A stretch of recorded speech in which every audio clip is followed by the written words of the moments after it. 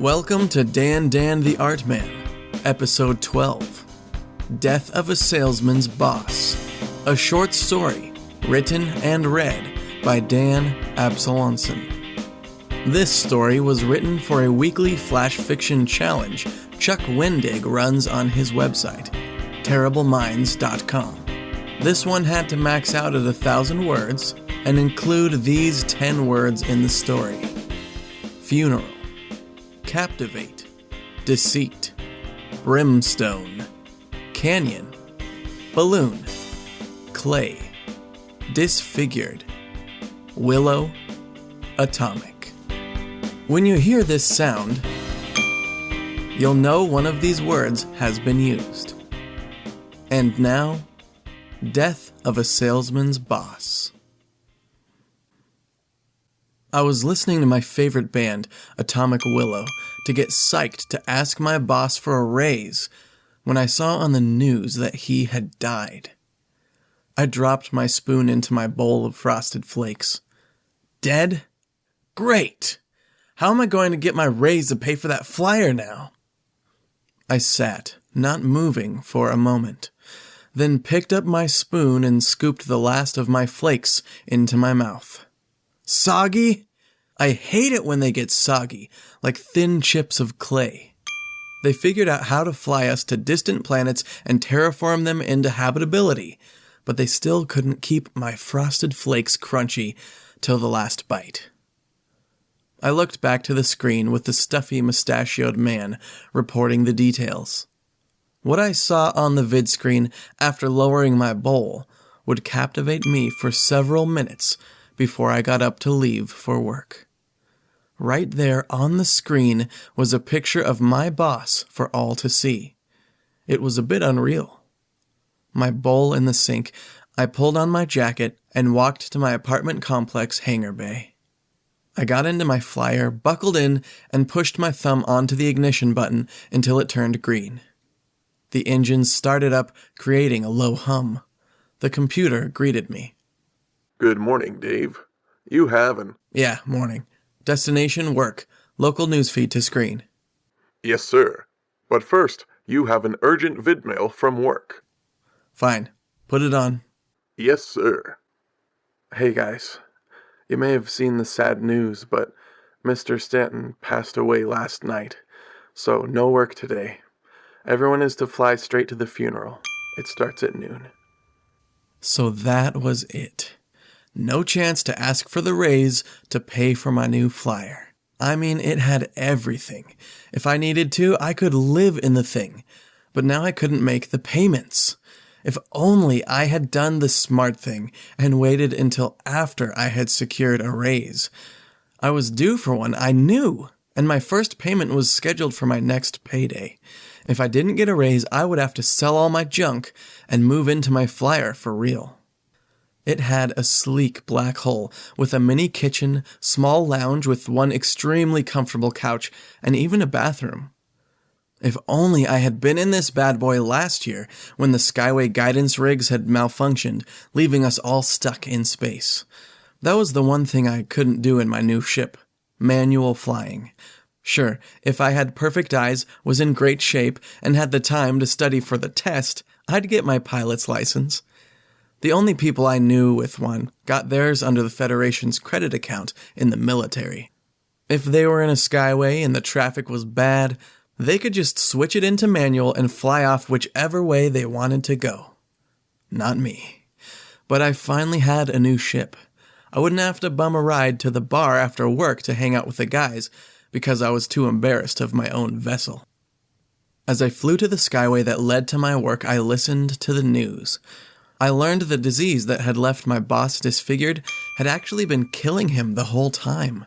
I wondered at the deceit. Had anyone known? Was it all just to keep the office running smoothly so people wouldn't waste time worrying about him? He was a great boss, a driven man. But sometimes I thought he cared a little too much about how efficient the office ran. But I guess that was his job. You can't let your employees slack off when they're in sales. Now, he was finally able to rest. At the funeral, The pastor preached fire and brimstone, telling us to take this moment to think on our lives.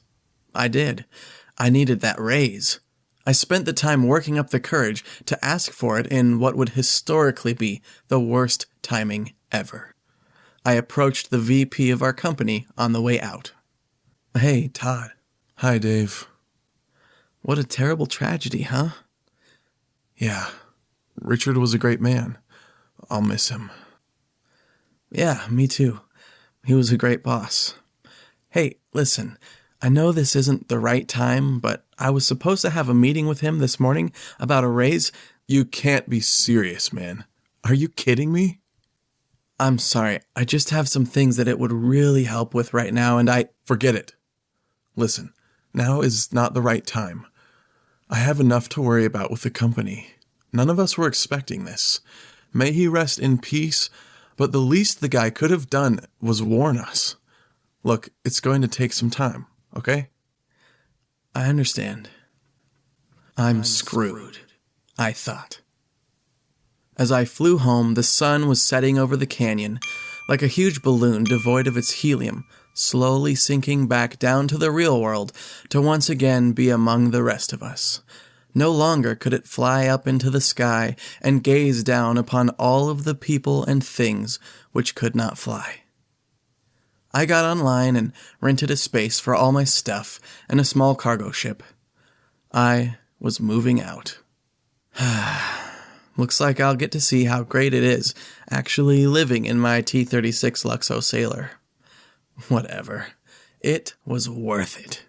I often showered at work anyway, after using our on-site workout facility, and the couch would make a great bed. Now I'd spend less time at home and more time out, living my life. Maybe all this was a good thing. I still really wished Mr. Stanton had stayed alive for just one more day. The end. Hey guys, this is Dan Absalonson, the author of this story. That was really fun writing up a story that could only be 1,000 words long. And just the only thing is fit these 10 words in there. It was actually quite a challenge, but it was fun. But right now I am writing a novel, and I'm revising a novella. And I hope to have the novella out soon. It's called Sword and Urn, and you can actually read it for free right now on Wattpad. I would love it if you did. It's only like just under 30,000 words, so you could read it in a day or two. Pretty short, really fun, kind of young adult fantasy adventure story. A young man is left alone after his father dies defending him from slave traders who came through their village, and now he must journey back to his father's homeland to fulfill a promise to bury his father among his family.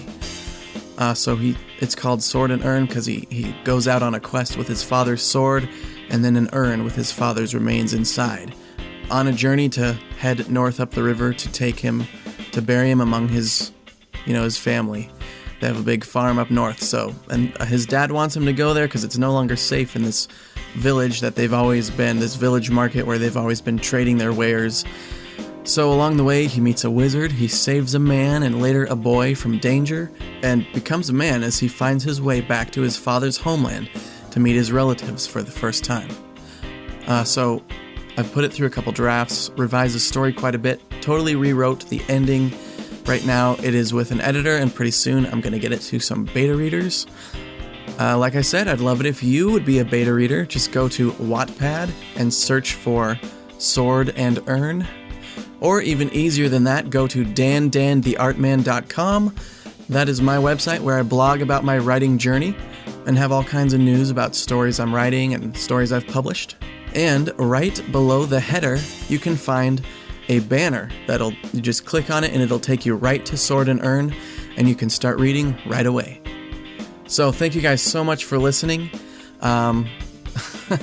When I started this podcast, I wanted to write and podcast a short story every single month. And at the time, I was like, man, just one a month, how hard can that be? But you know how it goes. Life gets in the way. And also, I wrote a ton of short stories, but now I'm really trying to get out some novel-length works and then this novella. I've written 3 novels, but none of them should be published or read by anyone. I'm learning as I'm writing novels, so I'm trying to get a whole bunch of the bad words out so that I can start writing novels with lots of good words, but more than that, a story that's awesome. I think I've always been a pretty good writer, but I have not been a great storyteller. Being able to write well and being able to write a great story are two totally different things. So I've been studying story structure like crazy and using it to craft my stories. Now all of the kind of critical story points are all in the right spots, as they should be. So go and read my novella Sword and Urn for free right now at wattpad.com. Go to DanDanTheArtMan.com to find a banner you can click on that'll take you right there. It's pretty cool. You can just read it in your browser.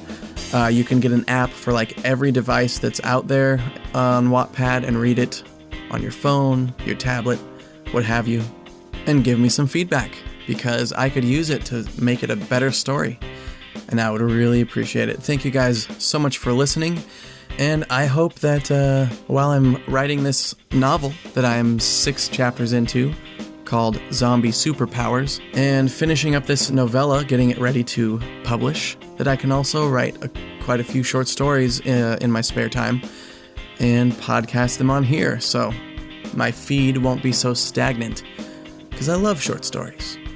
You can follow me on Twitter at DanDanTheArtMan, Facebook.com/DanDanTheArtMan, Google Plus Dan Absalonson. I'd love to hear from you.